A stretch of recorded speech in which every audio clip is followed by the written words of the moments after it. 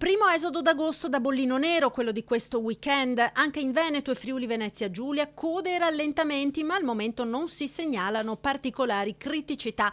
Traffico molto intenso con rallentamenti e code soprattutto lungo l'autostrada A4 in carreggiata est tra Padova e Venezia e poi da Meolo fino a San Giorgio di Nogaro, con code sia in carreggiata che ai caselli in uscita verso le principali spiagge del litorale.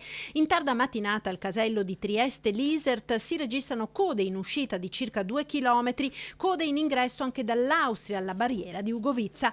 Traffico sostenuto anche sulla viabilità ordinaria, in particolare verso le località balneari della costa veneziana. Traffico molto intenso anche verso la montagna, rallentamenti in uscita sulla A27, poi rallentamenti nel Bellunese sia verso il Cadore che la Valle Ampezzana. Disagi previsti per la giornata di domani a causa dello sciopero dei casellanti. Alle barriere autostradali c'è il rischio che siano aperte solo le casse automatiche e i varchi Telepass, con conseguente rallentamento dei veicoli. Il divieto di circolazione per i mezzi pesanti è in vigore oggi, sabato, fino alle 22 e domani dalle 7 alle 22.